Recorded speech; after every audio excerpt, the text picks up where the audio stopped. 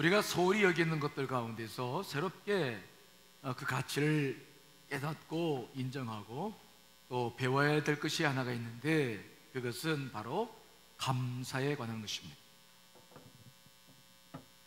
이 감사라고 하는 것은 그저 어떤 느낌이나 감정을 표현하는 것 정도가 아니에요.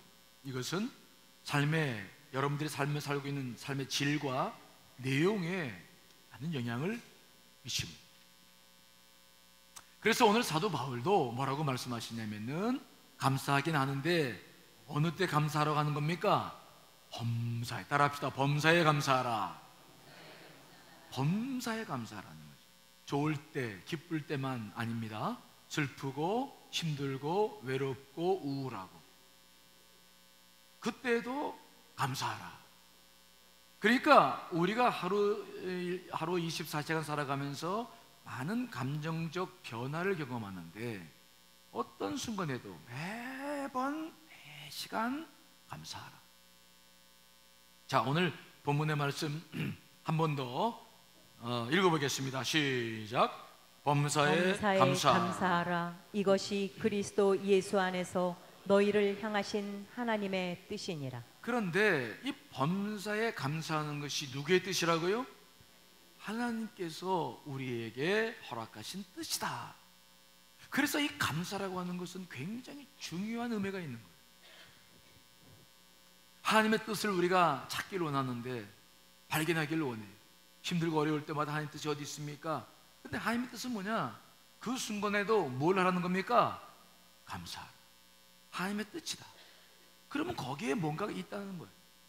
우리가 인생을 살아가면서 감사한다는 것에는 많은 것들이 있습니다. 그래서 오늘 우리는 이 감사에 담긴 비밀을 다 말씀드릴 수는 없지만은, 오늘은 그래도 중요한 거 여러분들과 함께 나눠보려고 해요. 왜 사도 바울은 범사에 감사하라고 그러고 하나님께서 여기에 자기 뜻을 두셨나, 즉 감사하라고 명령하셨나, 그 이유죠. 자, 그렇다고 한다면 먼저 감사가 무엇인지에 대해서 살펴봐야 되겠죠. 여러분, 감사란 정확히 뭡니까? 감을 사는 게 아니고 감사하는 게 뭡니까?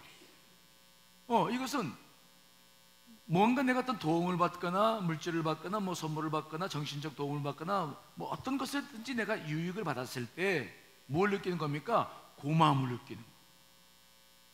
아유, 고마워. 근데 중요한 것은, 감사라고 하는 것은 그 느끼는 것만 가지고 있는 것이 아니라 그것을 밖으로 뭐 하는 겁니까? 표현하는 거예요. 즉 내가 고마움을 표현하는 게 감사라는 거예요. 그러니까 이 감사라고 하는 것은 고마움을 표현하는 것인데, 내가 하나님으로부터 은혜를 받고 기도응답을 받았다고 한다면 하나님께 표현하는 것이고, 사람에게 그런 고마움을 받았다면 사람에게 표현하는 거예요. 그러니까 이 감사라는 감정은 뭐냐면, 하나님이나 다른 사람으로부터 도움을 받았기에 그 고마움을 상대방에게 표현하는 것. 우리는 누가복음 17장에서 나병 환자 10명이 예수님으로부터 고침받은 사건을 잘 알고 있어요. 그런데 그 10명 중에서 몇 명이 돌아와서 하나님 앞에 감사를 표현했습니까? 자, 누가복음 17장 15절 16절 말씀 읽어봅니다. 시작. 그 중에 한 사람이 자기가 낳은 것을 보고 큰 소리로 하나님께 영광을 돌리며 돌아와 예수의 발 아래에 엎드려 감사하니 그는 사마리아 사람이라. 아멘. 이 사마리아 사람은 자기가 병 고침 받은 걸 알았어요. 그러니까 너무 고마운 거야. 이게 평생의 무거운 짐이었는데 이 문제를 해결받은 거야. 그래서 이 사람이 한 일이 뭐냐면 돌아왔다. 누구 앞에? 예수님 계신 곳에 다시 돌아와서 엎드려서 감사해. 모든 마음을 다 들여서 감사합니다. 예수님 감사합니다. 그냥 얼마나 감사했겠어요. 감사라는 것은 내가 받은 것을 받았다고 인정하면서 뭐 하는 겁니까? 표현하는 거예요. 나머지 돌아오지 않은 9명도 감사한 마음이 있었을까요? 없었을까요? 있었겠죠. 병고침 받았네. 근데 문제는 뭡니까? 이 사람들은 그것을 돌아와 표현하지 않고 어디론가 그냥 사라져 버렸어.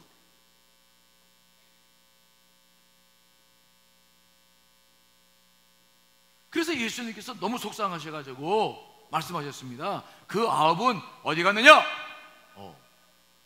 소리를 쳐도 눈을 뜨지 않아요? 그래가지고 어디 갔느냐?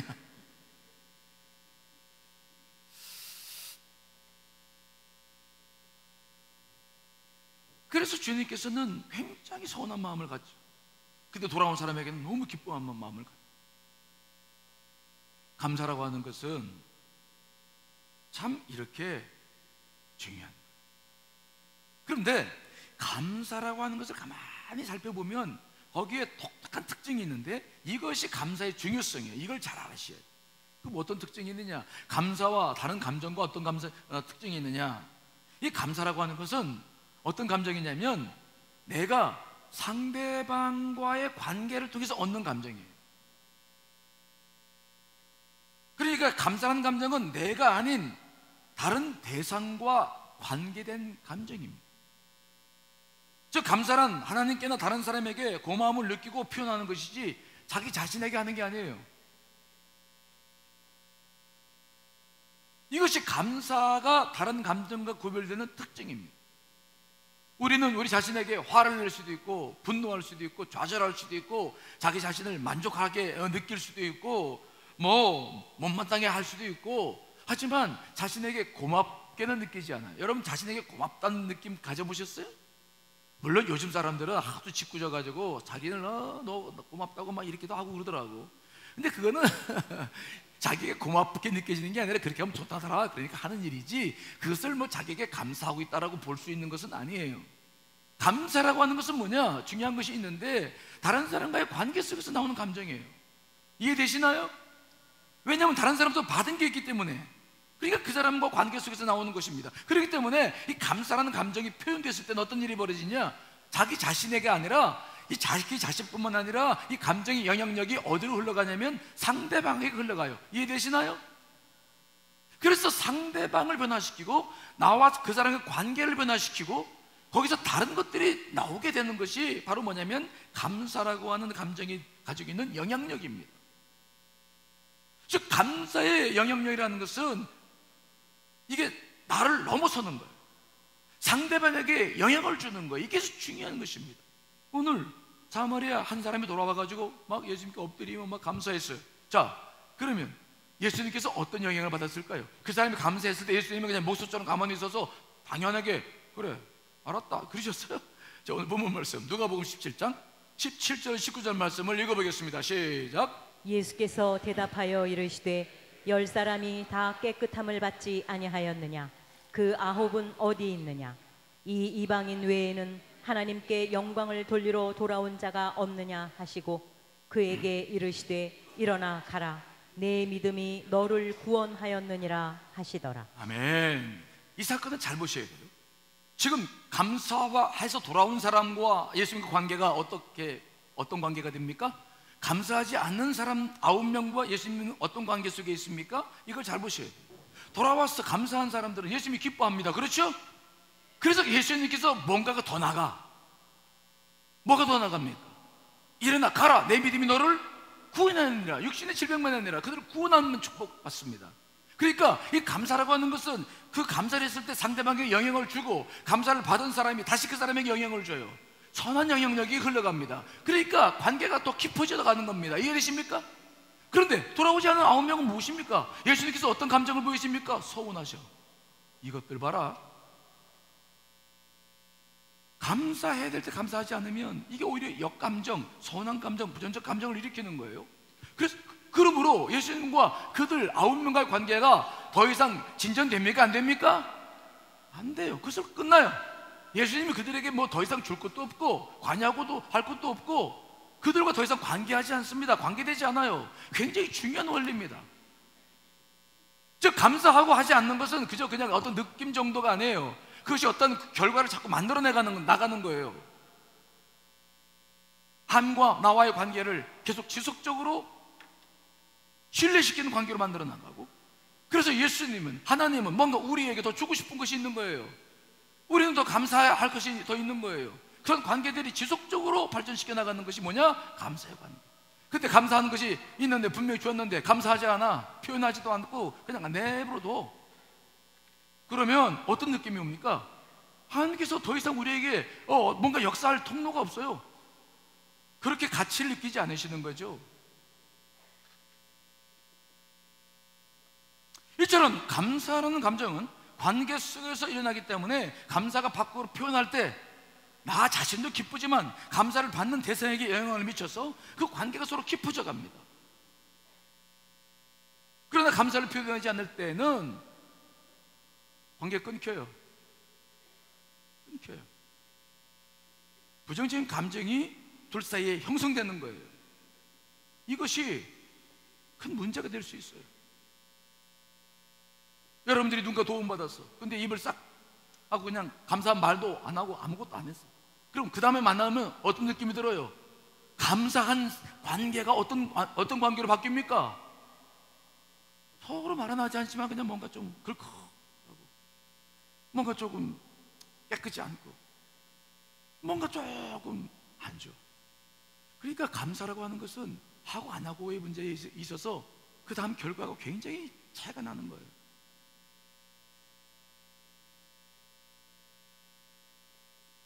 근데 우리가 여기서 한 가지 더 기억해야 될 것은 뭐냐? 그래서 그 감사를 했을 때 그 관계가 깊어지고 관계가 좋아졌을 때, 아니면 부정적인 관계가 생겼을 때 하지 않아서, 이 두 관계의 질이라고 하는 것은 나와 그 상대방의 관계만으로 끝나지 않아요. 이것은 더 나아가서 내가 속한 공동체에 영향을 미치게 됩니다. 예를 들어 봅시다. 내가 우리 아들에게 뭐 선물을 줬더니 아들이 고맙다고, 아빠 고마워요, 그리고 장문에 문자로 편지를 막 써서 보냈어. 그러면 제가 그 편지를 받고 기쁩니까? 안 기쁩니까? 기쁘죠. 아이고 역시 내 아들이야, 기뻐. 그러면 아들과 관계가 더 좋아지는 것은 아들과 나와의 관계만으로 끝납니까? 아니면 집에 돌아갔을 때 집안의 분위기에 영향을 미칩니까? 영향을 미치죠. 집안이 훈훈해지는 거예요. 집안이 바뀌어지는 것입니다. 이게 달라지는 것입니다. 그러니까 관계라고 하는 것은 그저 둘 사이의 관계만이 아니라 공동체로 번져가는 거예요. 감사라고 하는 것은 나와 하나님과 관계만이 아니라 그래서 통해서 내가 무엇인가 얻어지고 둘 사이의 관계가 깊어지면 이것은 내가 속해 있는 공동체에도 영향을 미치는 것입니다. 여러분들의 가정과 속회와 전교회와 직장과 우리 교회와 모든 것들 안에서 감사라고 하는 관계는 그래서 중요한 것입니다.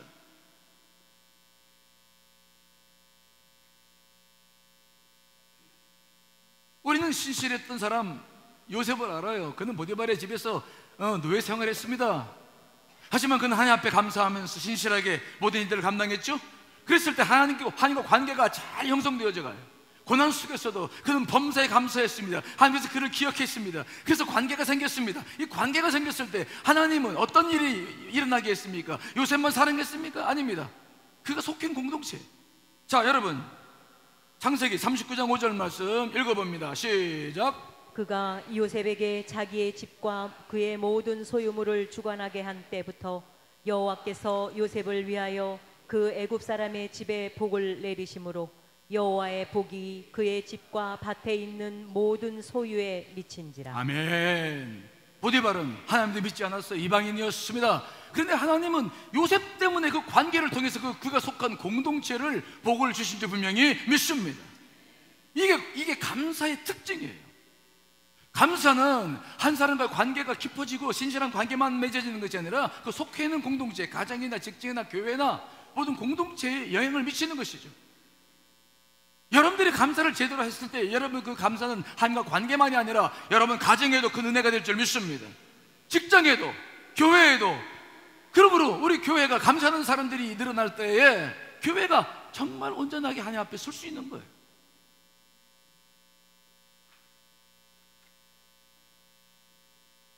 그러므로 감사하는 행위는 단순한 느낌을 표현하는 정도가 아니에요. 그냥 느낌을 갖는 것이 아닙니다. 감사가 만들어내는 것이 무엇인지를 바라봐야 되는 거예요. 여러분들의 삶 가운데 감사할 때와 함지 않을 때 어떤 결과들이 일어나는지를 분명히 머릿속에 인식해야 돼요. 그냥 감사의 설교 들을 때마다 그냥 감사해야지 하다가 잊어버리는 설교가 되면 안 돼요. 그게 아니라 내 삶 속에서 구체적으로 감사가 무슨 일을 하는지 이것들이 내 삶 속에서 고백되어지고 이것이 실제적으로 실행이 되어져 갈 때 가정이나 공동체들이 복을 누리고 내가 하나님과 관계가 돈독해서 가는 것입니다. 그래서 하나님께서 우리들에게 뭐라고 말씀하십니까? 자, 시편 50편 23절 있습니다. 시작. 감사로 제사를 드리는 자가 나를 영화롭게 하나니. 하나님을 영화롭게 하는 것은 뭡니까? 감사로 예배드리고 감사할 때 하나님이 기뻐하시고 영광을 받으시는 거예요.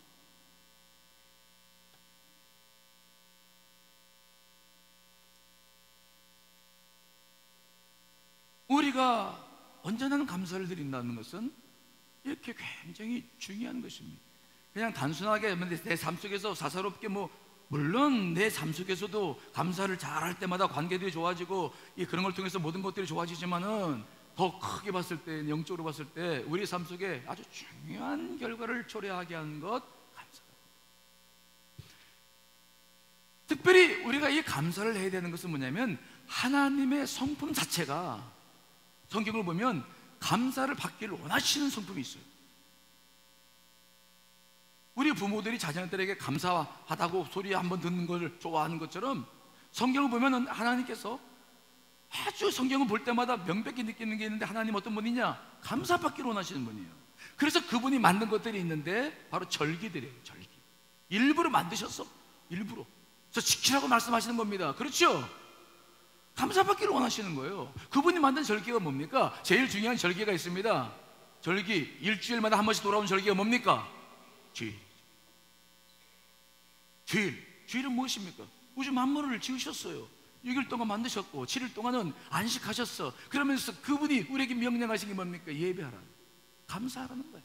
우주 만물을 주신 하나님, 여러분 요즘 가을 이 단풍이 얼마나 예쁩니까? 다 비로 많이 떨어졌지만 그렇죠?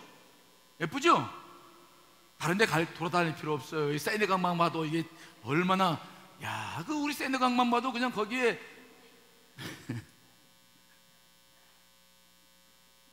근데 그걸 볼 때마다 아이고 좋다, 그게 아니라 하나님 감사합니다. 하나님께서 이 주의를 지키고 예배를 하게끔 하시는 것, 즉 창조의 모든 것을 다 내려놓으시고 일도 못하게 하시고 하시는 가장 큰 이유는 뭐냐? 감사라는 거예요. 그래서 구약에 보면요, 안식일 제사에는 특징이 있는데 어떤 특징이 있냐면 속죄제, 즉 속죄를 위한 제사를 드리지 않아요. 이게 특징입니다. 막 통곡하며 탄선적인 기도하는 거 못하게 만들었어요. 이게 굉장히 큰 특징이에요. 그런 전통이 성경에 계속 쓰여져 있는데 그 전통 중에 하나 지키고 있는 것을 볼까요? 자, 느헤미야 8장 9절 11절 읽습니다. 시작. 백성이 율법의 말씀을 듣고 다 우는지라. 총독 느헤미야와 제사장 겸 학사 에스라와 백성을 가르치는 레위 사람들이 모든 백성에게 이르기를, 오늘은 너희 하나님 여호와의 성일이니 슬퍼하지 말며 울지 말라 하고, 느헤미야가 또 그들에게 이르기를, 너희는 가서 살진 것을 먹고 단 것을 마시되 준비하지 못한 자에게는 나누어 주라. 이날은 우리 주의 성일이니 근심하지 말라. 여호와로 인하여 기뻐하는 것이 너희의 힘이니라 하고, 레위 사람들도 모든 백성을 정숙하게 하여 이르기를, 오늘은 성일이니 마땅히 조용하고 근심하지 말라 하니. 아멘. 이 사건 기억하시죠? 느헤미야가 이스라엘 백성들과 함께 성벽을 재건했어요. 집으로 돌아가야 되는데 그들이 성벽 재건을 통해서 느헤미야와 함께 뭘 경험했느냐? 하나님을 경험했어요. 느헤미야를 통해서 하나님을 경험해. 그러니까 이 이스라엘 백성들이 자기가 한 모든 것들이 막 생각나면서 말씀을 듣고 싶어 했어요. 말씀을 잊어버리고 살았다는 것을 깨닫게 됐어요. 그들은 집으로 돌아가지 않고 수문학 광장에 모여가지고 학사 에스라에게 말합니다. 제발 우리들에게 말씀을 읽어달라고. 그래서 학사 에스라와 레위인들이 말씀을 갖다가 그들에게 막 읽어줬을 때 그들은 막 동해 잡아가면서 막 울기 시작해요. 근데 문제는 그날이 언제라는 것입니까? 성일. 무슨 날입니까? 안식. 그러니까 학사 에스라 느헤미야와 레위인들 가가지고 울지 마라, 통곡하지 말아라, 은혜 받는 건 알겠는데 오늘은 주의 성일이야. 오늘은 안 된다. 오늘 하나님께서 영광 돌리고 기쁨을 드려야 되는 날이다. 오늘은 창조를 완성하신 그날이고 그분께 영광 돌리는 날이지 우리가 오는 날이 아니다. 제발 울지 말아라. 그리고 막 다니면서 그들에게 울지 않게 해요. 이스라엘 백성들에게 있어서 죄를 속죄하는 날은 따로 정해져 있어요.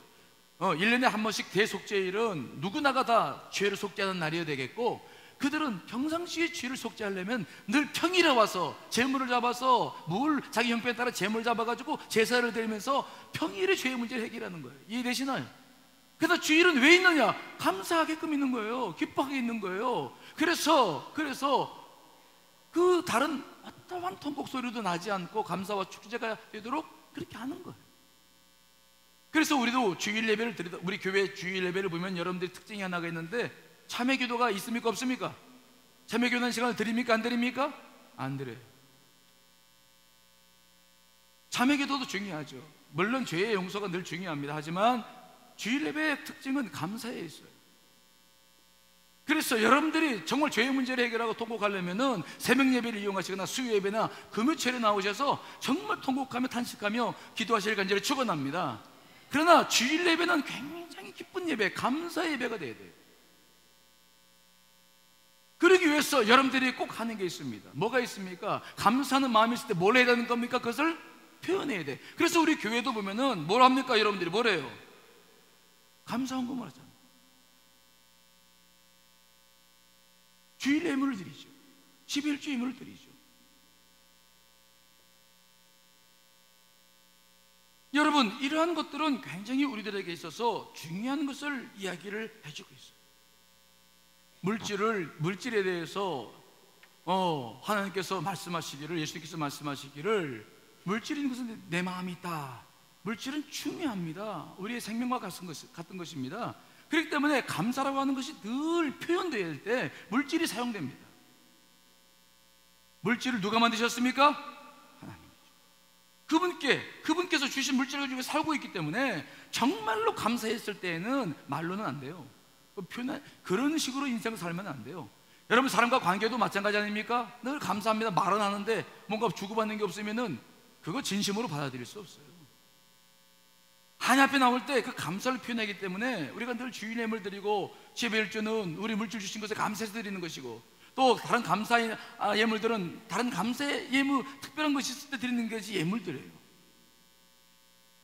근데 우리 교회는 특별히 주일 예물을 이렇게 따라 헌금하는 시간이 없기 때문에 들어올 때 헌금함을 놓는데, 그래서 어떤 분들은 늦게 오시는 분들은 허겁지겁 들어와서 그냥 자리에 앉아.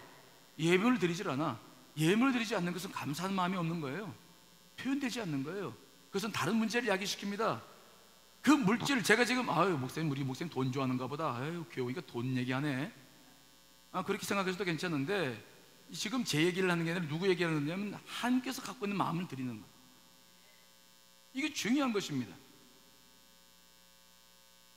그래서 우리가 신앙생활 할 때에 정말 주일날 노동하지 않는 이유도 거기에 있고, 예배드리는 중심도 감사에 있고, 이 일주일에 한 번씩 주 앞에 나와가지고 주님께서 베풀어 주신 것을 다시 감사하는 것. 노동을 하면 그것을 잊어버리는 거예요. 요즘은 자꾸 우리 주일을 지키지 못하는 일들이 자꾸 생기는데 어쩔 수 없다고 생각하지 마세요. 하나님을 중심으로 바라보셔야 돼요. 정말로 세대가 아무리 변해도 하나님의 뜻대로 우리가 사는 것이 크리스찬이 되어야 될 줄 믿습니다. 자꾸 양보하면 아무것도 없어요. 옛날에 저희 때는 주일날은 어디 가서 사 먹지도 않았어요. 우리가 하나님께 감사하는 중심을, 우리가 그렇다고 해서 율법적으로 살자는 얘기는 아닌데 어쩔 수 없이 그럴 수 있지만은 중심까지 잊어버리는 거야. 이게 주일날까지 다 흐려져가지고 어디 놀러 다니는 건 다 좋아해요. 가을이니까 단풍 다녀야 되지, 또 김장한도 다녀야 되지, 이런 수도 없이 있어. 제가 목회해보니까 교우들이 정말 진정으로 예배를 드리는 것이 원래 되질 않아. 근데 정말 이렇게 계속 뛰었을 때 우리는 정말 하나님 앞에 예배한 중심, 감사하라고 만드신 절기인데 이거 어떻게 지켜나갑니까? 저는 여러분들에게 부탁드리고 싶은 게 있는데, 진실로 감사하는 생활을 이 주일마다 할 수 있게 되시길 간절히 축원합니다. 이것은 하나님과 관계를 맺는 일이 통로에, 이것을 통해서 여러분들의 가정과 교회와 모든 직장과 모든 것들이 복을 누리게 될 줄 믿습니다. 하나님의 말씀을 믿으세요. 우리 교회에 헌금 강조해가지고 제가 언제나 그런 사람 아니에요. 그 불필요한 일 그런 거 하고 싶지 않아요. 중요한 것은 신앙의 중심이에요. 정말 감사가 있느냐? 저 앞에 나왔을 때 매번 감사하느냐?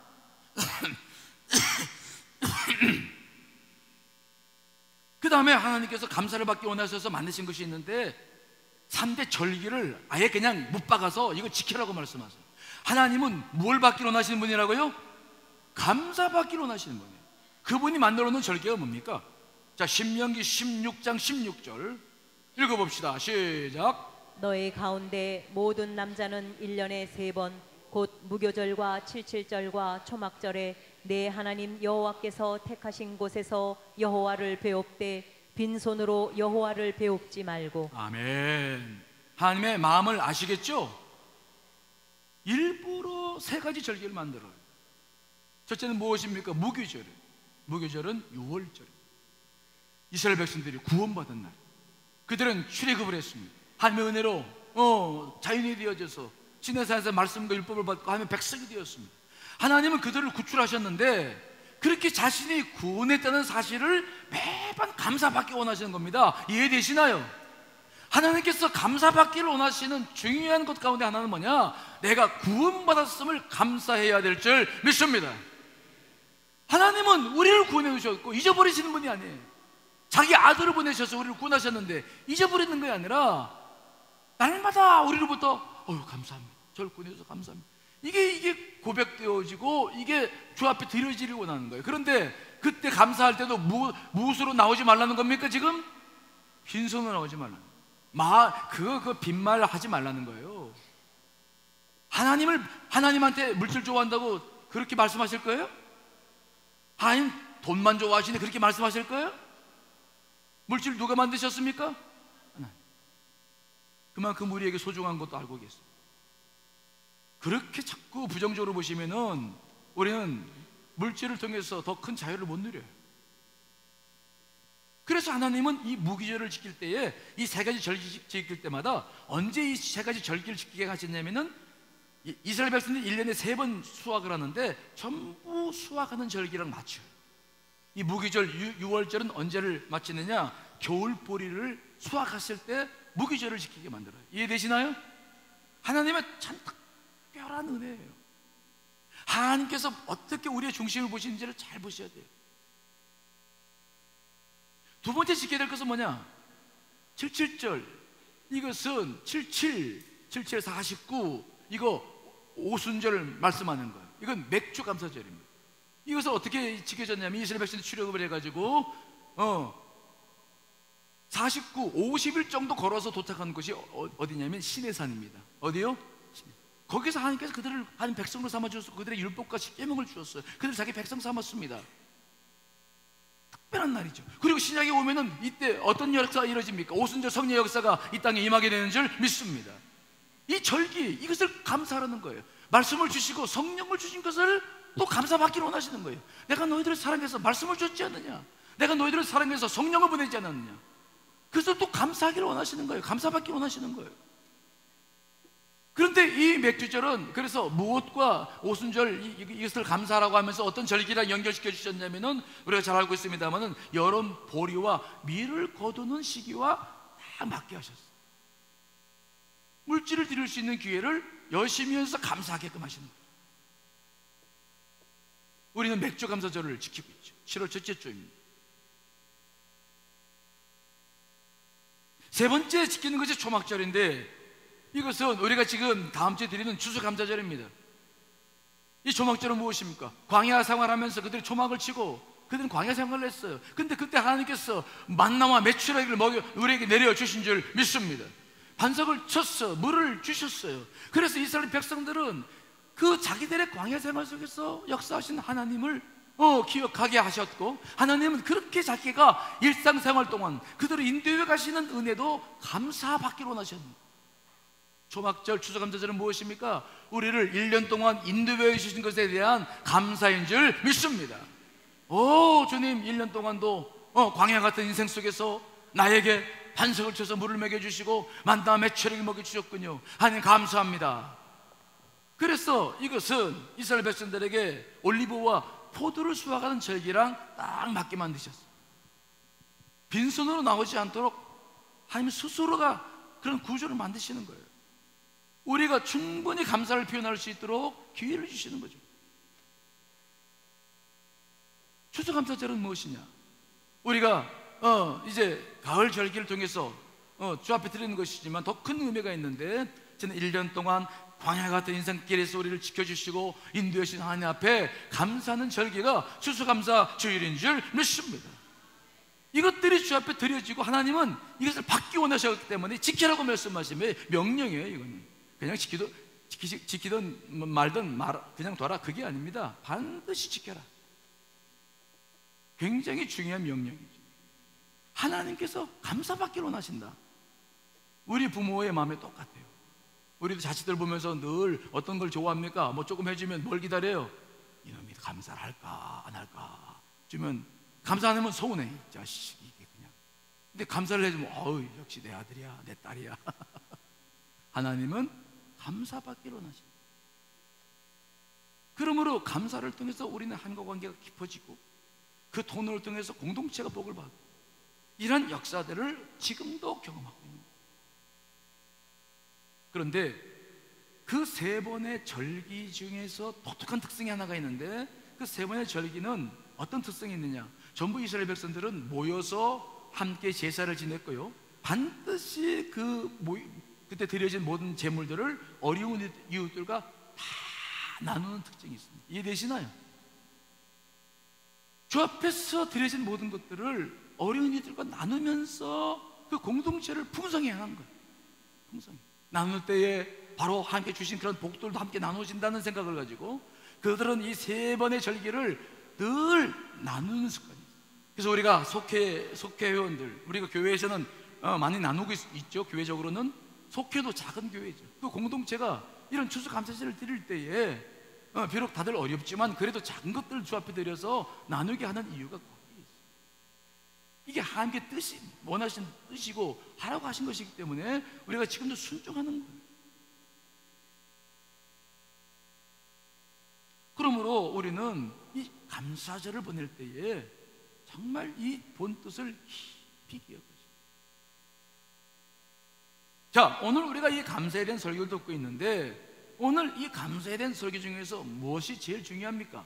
어떤 게 제일 중요합니까? 제가 강조하고 싶은 게 있어요. 여러분들은 지금 속에 목사님이 돈 얘기만 많이 한다. 에이, 저를 봐요. 저를 보세요. 우리 교회는 그런 교회 아닙니다. 저도 그런 목사 아닙니다. 싸구려 목사 취급하면 안 돼. 그 정도 그런 거 가져가는. 저를 보세요. 우리가 이 감사에 대한 설교를 들을 때 제일 중요한 건 뭡니까? 감사는 뭐냐? 고마움을 뭐 하는 거라고요? 따라합시다. 표현하라. 표현하는 거예요.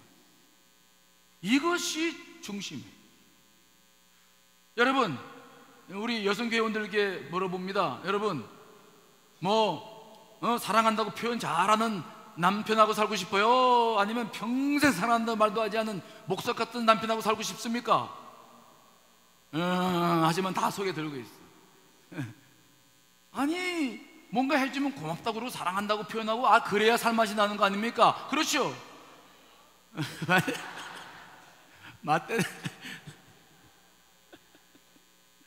근데 아무것도 안 해주고 그냥 가만히 있으면은 그거 참. 감사란 뭐냐? 표현하는 거예요. 하나님께도 표현해. 그래서 성경을 보면 예수님께서 참 특별한 일을 하셨어요. 여러분, 예수님의 설교를 언젠가 한번 보실 기회가 있을 건데 전체적으로 다 보세요. 예수님의 설교 가운데 3분의 2는 전부 물질에 관한 설교예요. 뭐에 대한 설교라고요? 3분의 2가 물질에. 왜 물질에 대한 겁니까? 우리 마음이 물질에 사로잡혀 있거든요.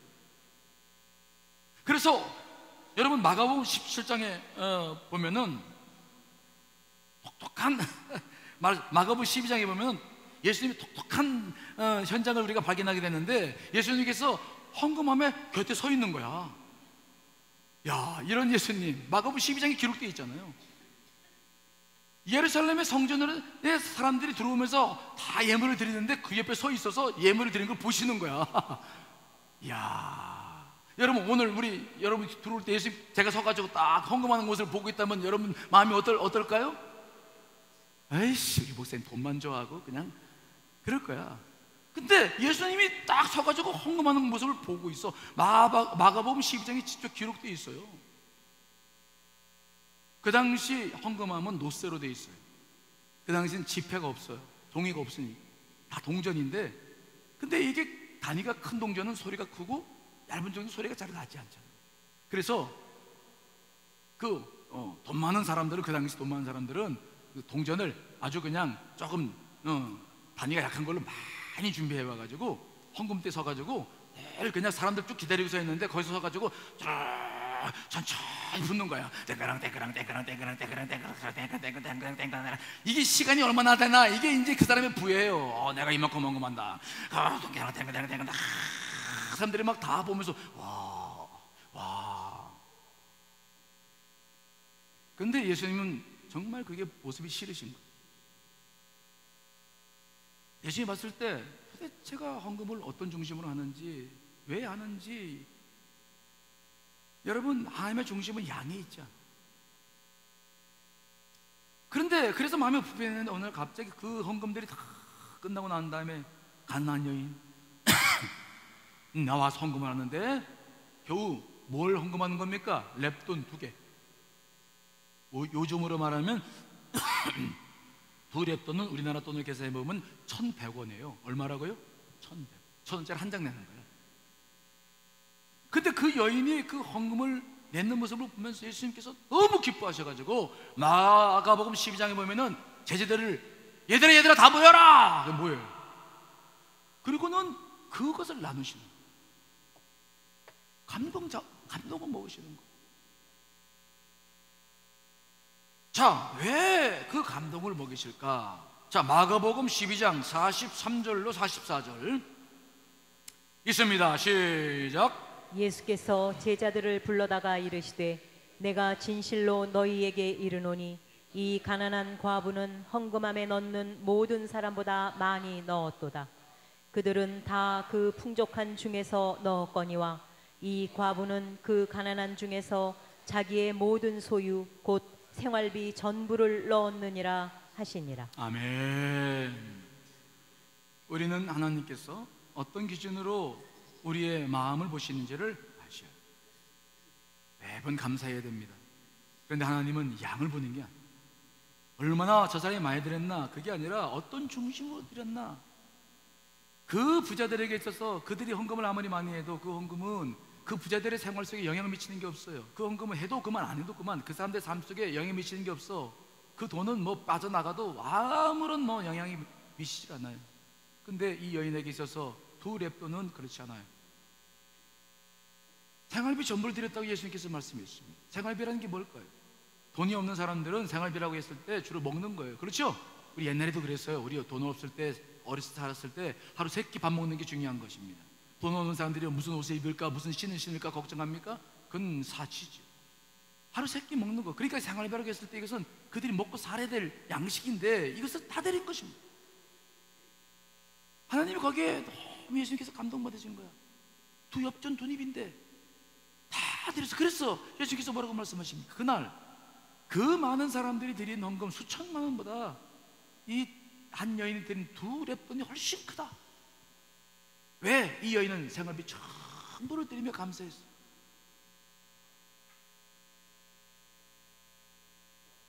우리가 신앙생활을 하다 보면 넉넉한 사람도 있고 어려운 사람도 있습니다.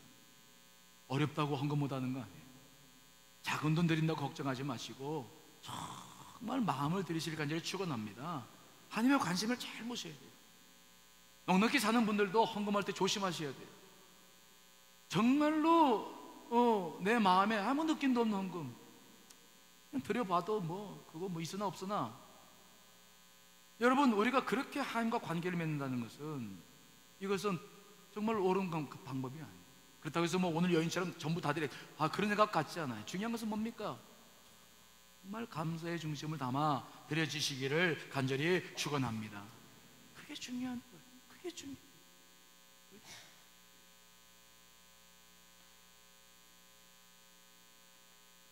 여러분, 그러므로 우리가 이 추수감사절을 보내고 인생을 살아갈 때 감사를 훈련해야 돼요. 제가 언젠가 우리 자녀들하고도 저는 감사를 아주 소중히 생각해요. 제가 누군가 도움받았을 때 그냥 말로만 감사하다고 하지 않아요. 누군가 도와야 될 텐데 그냥 하지 않아요. 이제 화요일 날도 저희 사촌 누님이 미국에 사시는데 오랜만에 오신다고 그럽니다. 그분이 지난번에 우리 자녀들에게 아이들이 미국 갔을 때 많은 걸 이제 베풀어 주셨는데, 오시면 어떻게 하면 좋겠는가? 사람들과 관계도 정말 마음을 드리는 거와 그냥 하는 거 달라요. 그렇죠? 저는 우리 자녀들에게 분명히 그걸 가르쳐요. 물질을 절대로 네 손에 있게만 하는 된다. 잘 써야 된다. 감사해야 된다. 축복은 진짜 축복 하나님께서 주시는 거지. 감사할 때 감사하지 못하면 그건 인생을 헛사는 것이다. 정말로 인생을 너희들이 복받게 살려면은 진정한 감사를 드릴 수 알아야 된다. 사람에게서나 하나님에게나 마찬가지다. 그런 사람들이 다 복받고 살더라. 여러분 주변에도 보십시오. 자꾸 자기 다른 말로 이게 합리화시키지 마세요. 교회를 부정적으로 욕하면서 자꾸 그런 걸 합리화시키지 마세요. 우리가 그걸 배우려고 하는 것이 아니라 우리는 신앙의 중심을 배우고 하나님과 온전한 관계를 맺고 그분께서 주시는 복을 누리며 살기를 원하는 줄 분명히 믿습니다. 정확하게 우리들의 마음들을 보고 부족한 게 있으면 또 바꿔나가고, 우리가 이 감사하는 중심을 회복하지 않으면 안 돼요. 감사라는 것은 느낌이나 감정만이 아니에요. 관계의 질을 결정하는 거예요. 그 다음에 내 삶의 내용을 결정하는 거예요. 내가 거둬야 될 결실과도 깊은 관계가 있는 거예요. 이것을 그저 그냥 느낌적으로 그냥 지나가고 그냥 적당히 지나가면 되는 것으로 그렇게 여기지 마시고, 이번 한 주간 동안은 저는 기도합니다. 교우들이 감사의 조건을 찾고 마음을 다 드렸을 때 여러분 가정과 우리 교회가 복을 받는 모습을 생각해 보세요. 하나님의 역사가, 은혜가 그렇게 저와 여러분들 가운데, 우리 교회 가운데 일어날 수 있기를 간절히 축원합니다. 다 같이 기도하시겠습니다.